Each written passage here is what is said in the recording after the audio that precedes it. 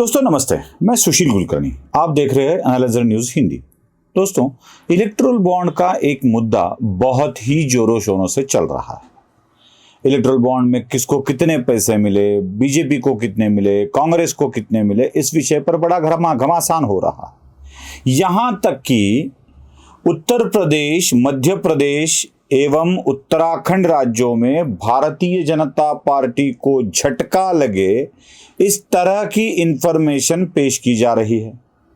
कहा जा रहा है कि जो कंपनियां गोमांस एक्सपोर्ट करती है, उन्हीं कंपनियों से भारतीय जनता पार्टी को पैसा मिला है।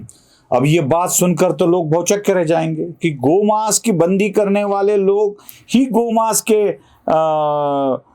एक्सपोर्ट करने वाले कंपनियों से पैसे लेते हैं। अब इन बातों को सुनकर ना आश्चर्य होने लगता है और मुझे आती है हंसी इस बात की कि भारत में गोमांस की निर्मित एवं एक्सपोर्ट पर कब की रोक लग चुकी है, तो काट कौन रहा है और एक्सपोर्ट कौन कर रहा है? ये तो एक सिंपल सी बात है ना। जो नहीं हो रहा है वह कुछ कंपनियां कर रही है और करने वाली कंपनियां बीजेपी को पैसा दे रही है। अब यह क्या सही है? मैं आपको जरा बड़े ही सुलभ तरीके से समझाता हूं। बात ऐसी है कि बिफ और बफ का फर्क समझ लीजिए। बिफ और बफ का, बफ होता है बफेलो का मांस, मतलब भैंसों का मांस। अब भैंसों को काट कर जो कंपनियां उसके मांस को एक्सपोर्ट करती है, उन कंपनियों से बड़े ही बहुतांश पार्टियों को पैसा मिला है। अब मैं जिस औरंगाबाद यानी छत्रपति संभाजी नगर, जिसका अभी नाम बदला गया है, उस शहर में रहता हूं, उसका शहर में ब्रुकबॉन्ड नाम की एक कंपनी है, जहां से भी मांस एक्सपोर्ट होता है। अब ये मांस, ये पैठन रोड पर कंपनी है, कोई देख सकता है, गेवराई तांडा नाम का एक परिसर है, वहां पे ये कंपनी है। अब ये कंपनी बफ का एक्सपोर्ट करती है, मतलब भैंसों के मांस को एक्सपोर्ट करती है। अगर ऐसी बफ निर्मित करने वाली कंपनियां हैं और वो अलग अलग पार्टियों को इलेक्टोरल बॉन्ड देती है, तो बफ को बिफ यानी गोमांस बताकर उन्हीं कंपनियों में से पैसा मिला है, यह फैलाया जा रहा है। तो भारतीय जनता पार्टी को मांस एक्सपोर्ट करने वाली कंपनी से पैसा मिला है, यह वास्तविकता है। लेकिन बिफ है या बफ है, जरा इसकी तफ्तीश, इसकी छानबीन और इसको कंफर्म कर लेना चाहिए कि कौन है कंपनी। बहुत सारी चर्चाएं हो रही है, बहुत सारी। इस पर प्रधानमंत्री नरेंद्र मोदी भी कुछ कहते हैं अपने इंटरव्यू में, अपने एक साक्षात्कार में। इसी इलेक्टोरल बॉन्ड को लेकर प्रधानमंत्री क्या कहते हैं, यह तो मैं आपको सुनाने ही वाला हूं। लेकिन प्रधानमंत्री के कहने से भी एक बड़ी बात वो है कि अगर ये पैसा भ्रष्टाचार का पैसा लगता है, तो जिन जिन पार्टियों को यह पैसा मिला है, वह पैसा, वह पार्टियां उन कंपनियों को वापस कर दे। मतलब अपने आप को अच्छा सच्चा साबित करने का यही एक अच्छा मार्ग है। अगर राहुल गांधी को लगता है कि भ्रष्टाचारी कंपनियों ने हमें पैसे दिए हैं, तो उनको, राहुल गांधी को वापस कर देना चाहिए। अगर उद्धव ठाकरे को लगता है, अगर ममता बनर्जी को लगता है, तो वो अपने पैसे उन कंपनियों को वापस कर दे और भारतीय जनता पार्टी को बोल दे कि अब आपके पास भ्रष्टाचारियों का पैसा है। अब इसी के बारे में प्रधानमंत्री नरेंद्र मोदी भी कुछ कहते हैं। वो काले धन के बारे में बात करते हैं, चोरी छुपे हुए खर्चे के बारे में बात करते हैं, व्यापारी कैसे पैसे नहीं देते थे, किस कारण नहीं देते थे, इसके बारे में बात करते थे। जरा उन्हीं की वही बात सुन लीजिए कि चुनावों में काला धन ये बहुत बड़ा खतरनाक खेल हो रहा है। देश के चुनावों को काले धन से मुक्ति मिले, इसके लिए कुछ करना चाहिए। चर्चा लंबे समय से चल रही है। चुनाव में खर्च तो होता ही होता है, कोई इनकार नहीं कर सकता है। मेरी पार्टी भी करती है, सब पार्टियां करती हैं, कैंडिडेट भी करते हैं, और पैसे लोगों से लेने पड़ते हैं, सब पार्टियां लेती हैं।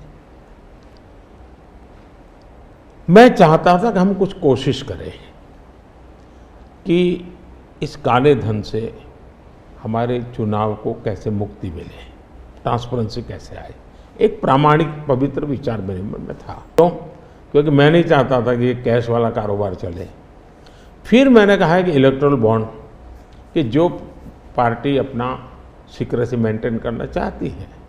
होता था क्या, जैसे हम पहले बीजेपी में चेक से पैसा लेंगे तय किया, तो सब व्यापारी लोग हमें आकर के कहें साहब हम चेक से दे ही नहीं सकते। हमने कहा क्यों नहीं दे सकते? बोले हम चेक से देंगे तो हमें लिखना पड़ेगा, हम लिखेंगे तो जो सरकार है वो देखेगी कि ये विपक्ष को इतना पैसा दिया, तो हमें तो वो परेशान करेंगे। तो बोले हम तो पैसे देने के लिए तैयार हैं लेकिन चेक से नहीं देंगे। तो मुझे याद है हमारे 90 के दशक में जो चुनाव में हमको बड़ी दिक्कत आई थी, पैसे नहीं थे हमारे पास, और हम नियम लगा के बैठे थे कि हम चेक से लेंगे। देने वाले देने को तैयार थे, चेक से देने की इनकी हिम्मत नहीं थी। तो ये सारी चीजों का मुझे पता था। सुन लिया। प्रधानमंत्री की इन बातों को सुनने के बाद अब समझ में आने लगता है कि किस तरह का काला धन का खेल चल रहा था। बात यहां तक आ गई थी कि पैसे भी ना मिले, क्योंकि चेक से लेने के कारण पैसे भी ना मिले। अब अगर इलेक्टोरल बॉन्ड को बंद कर दिया जाए, चेक से कोई भी पॉलिटिकल पार्टी किसी एक को पैसे नहीं देगी, क्योंकि पॉलिटिकल पार्टी को चेक से पैसे देने का मतलब है अपने हाथ से अपने संकट को बुला लेना। कोई भी व्यापारी, इंडस्ट्रियलिस्ट, कोई इस बात को राजी नहीं होगा, क्योंकि एक को दे दिया तो 10 पीछे पड़ जाएंगे, 10 को ना दे सको तो 9 विरोध में खड़े हो जाएंगे। तो बेटर ऑप्शन होता है ना कि जिसको देना चाहते हैं उसको दे दो, यही एक बेटर ऑप्शन होता है। लेकिन प्रधानमंत्री को अब एक नया डर सता रहा है, और वो डर है पॉलिटिकल पार्टियों में काले धन का। उसके बारे में उसी इंटरव्यू में प्रधानमंत्री बड़े अच्छे तरीके से बताते हैं, वो भी सुन लीजिए। देखिए, इलेक्टोरल बॉन्ड न होते तो किस व्यवस्था में ताकत है वो ढूंढ के निकालते कि पैसा कहाँ से आया और कहाँ गया। ये तो इलेक्टोरल बॉन्ड की सक्सेस स्टोरी है कि इलेक्टोरल बॉन्ड थे तो आपको ट्रेल मिल रहा है मनी का, कि किस कंपनी ने दिया, कैसे दिया, कहाँ दिया। अब उसमें अच्छा हुआ बुरा हुआ वो विवाद का विषय हो सकता है, इसकी चर्चा हो। मुझे जो चिंता है वो, मैं ये कभी नहीं कहता हूँ निर्णय में कोई कमी नहीं होती है। निर्णय तो चर्चा कर सीखते हैं, सुधारते हैं, इसमें भी सुधार के लिए बहुत संभावना है। लेकिन आज हम पूरी तरह काले धन की तरफ देश को धकेल दिया है, और इसलिए मैं कहता हूँ सब लोग पछताएंगे। जब बाद में ईमानदारी से सोचेंगे सब लोग पछताएंगे। सुना, अब इतनी बातें हो रही है तो हमें एक बात तो करनी पड़ेगी कि अगर विपक्ष चाहता है कि काले धन को ना ले तो उसको वापस कर दे। और एक अफवाह फैलाई जा रही है कि सारे के सारे कंपनियों ने भारतीय जनता पार्टी को ही पैसे दिए हैं। प्रधानमंत्री नरेंद्र मोदी इसका हिसाब किताब इसी साक्षात्कार में देते हैं। वो कहते हैं कि लगभग 3000 कंपनियां ऐसी है इस देश में जिन्होंने इलेक्टोरल बॉन्ड को खरीदा है। अब जरा आंकड़ों को समझ लीजिए, मैं इसको आपको दिखा भी देता हूं। 3000 कंपनियों ने इलेक्टोरल बॉन्ड खरीदे।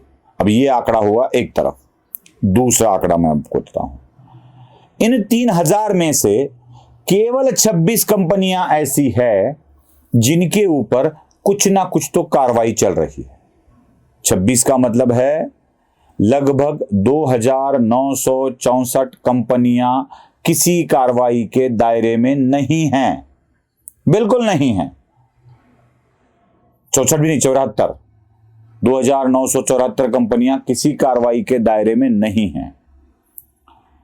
26 के ऊपर कुछ ना कुछ तो इनकम टैक्स की, ईडी की या किसी अन्य व्यवस्था की कार्रवाई हो रही है। अब इन्हें 26 में से केवल 16 कंपनियां ऐसी हैं जिनके ऊपर रेड पड़ चुकी है। आ रही है बात समझ में? 3000 कंपनियों ने इलेक्ट्रल बॉन्ड को खरीदा, 26 कंपनियों के ऊपर कार्रवाई चल रही है। इन 26 में से 16 के ऊपर, मतलब ये 16 अलग नहीं है, इन 26 में से 16 के ऊपर रेड हुई है। और इस रेड हुई कंपनियों में से अगर समझो 100 रुपए मिले हैं इलेक्ट्रल बॉन्ड से, तो वो उसमें से 37 रुपए भारतीय जनता पार्टी को मिले हैं और 63 रुपए 63% हिस्सा विपक्ष को मिला है। मतलब जिनके ऊपर ईडी, सीबीआई, इनकम टैक्स या अन्य किसी यंत्रणा की रेड हुई है, उनमें से 63% पैसा भारतीय जनता पार्टी के विरोधी दलों को मिला है। अब ऐसे थोड़ी ही होगा कि भारतीय जनता पार्टी की नेतृत्व वाली सरकार किसी कंपनी के ऊपर रेड डालेगी और कहेगी भैया हम तुम्हारे ऊपर रेड डाल रहे हैं। यह भैया शब्द मैंने राहुल गांधी से सीखा है। हम तुम्हारे ऊपर रेड डाल रहे हैं, अब कुछ पैसे विपक्ष को भी दे दो ताकि वो हमारे खिलाफ लड़ सके। अब सीधी बात है, मेरा सीधा आह्वान विपक्ष के है। उससे पहले यही बात मैं नहीं, मोदी जी बता रहे हैं, ये आपको दिखा देता हूं, देख लीजिए। इलेक्ट्रल बॉन्ड का भी विशेषता थी, कैसा झूठ चल रहा है।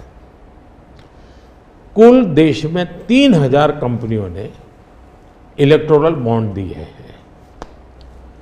उसमें 3000 में 26 कंपनियां ऐसी हैं जिन पर कार्रवाई हुई है। ये कहते हैं ना ईडी वीडी टिकना फला, 3000 डोनर है, उसमें सिर्फ 26, और उनमें से 16 कंपनियां ऐसी थी छापा जब लगा उस समय बॉन्ड खरीदा। कोई जोड़ सकता है इसको? अगर बॉन्ड खरीदा, लोग ये जोड़ रहे हैं, उसकी विशेषता यह है कि ये जो 16 कंपनियों ने बॉन्ड खरीदा उसमें से 37 पैसा अमाउंट बीजेपी को डोनेशन में मिली। 63% बीजेपी के विरोधी पार्टियों को मिली। अगर पूरे जोड़े जाएं तो हाँ, मैं ये 16 कंपनी जिसका ईडी, सीबीआई कोई न कोई उस समय एक्शन भी हुआ और बॉन्ड भी निकला, 37% अमाउंट बीजेपी ने, 63 ऑपोजिशन को। क्या ईडी रेड करे और ऑपोजिशन को डोनेशन देने का कार्यक्रम वर्क करे? क्या बीजेपी ऐसा करेगी? इसका मतलब कि 63% पैसा विपक्ष के पास जाए और आप आरोप हम पर लगाएं, लेकिन उनको गोलमोल बोलना है और भाग जाना है। देखा, अब मेरा विपक्ष से ये आह्वान है कि अगर 16 उन कंपनियों पर रेड पड़ी है और उन्होंने ही जो धन दिया है वह धन उन्हीं कंपनियों को आप वापस कर दे, तो बड़ी आरामदायक बात होगी, बड़ा अच्छा लगेगा सबको कि यह पार्टियां पैसा नहीं चाहती है। ये करोगे और भारतीय जनता पार्टी के ऊपर आरोप लगाओगे तो ये आरोप बड़े अच्छे लगने लगेंगे। नहीं तो मुफ्त का माल, राम नाम जपना, पराया माल अपना, ये तरीका छोड़ दीजिए और इसी धन को वापस कर दीजिए। आपकी लड़ाई बड़ी प्रामाणिकता वाली हो जाएगी। नमस्ते।